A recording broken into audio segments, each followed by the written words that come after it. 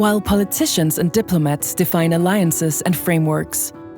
Innovation happens on the ground. In Western Jutland, Skovgaard Energy has built the world's first dynamic power-to-ammonia plant. A demonstration that future energy can be flexible, sector-coupled and scalable. Skovgaard Energy has pioneered power-to-X and green fuels, reimagining farmland as a source of future energy.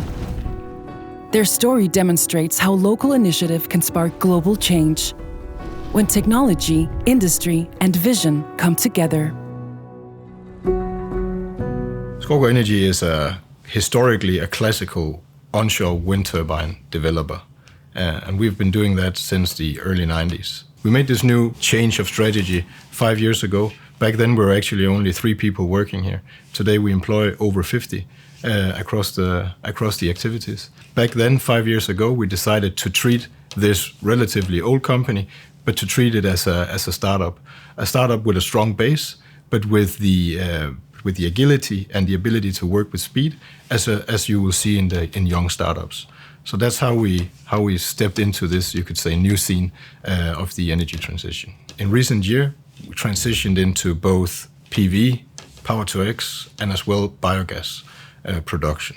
We're based here in Lemvig and have been that always, and it's a small family-owned office here. If we then look into tomorrow, our ambition to continue that growth, but as well become a serious partner for large corporations and a local anchor here in the Nordic that can provide expertise and knowledge and a track record of having executed projects like this.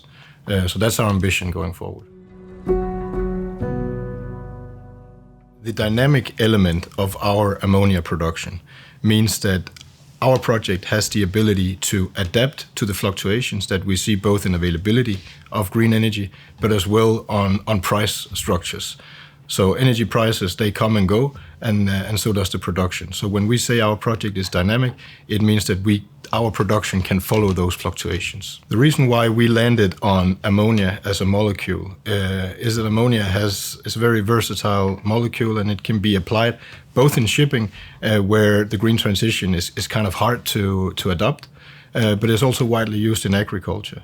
It's one of the world's mostly produced chemicals, and as a consequence of that, there's also a lot of CO2 emissions attached to that. The partnership that we've put together with Vestas and Topstyr is of course an enabler of delivering a project like this, but I also think it shows the strength of combining world-class technologies with the agility of a smaller company like ours. We're able to act with speed, able to take more risk, but I think that in combination is one of the main drivers why a project like this could even success.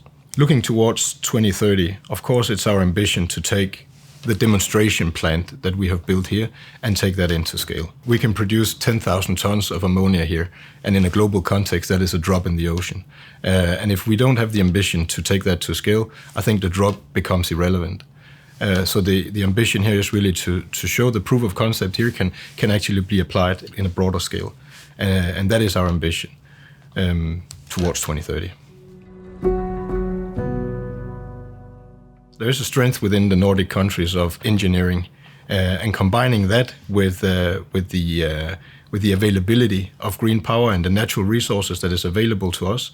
I think that combination, linkage towards industry and looking at the value chain in a broader context, I think there is a great competitive advantage in that.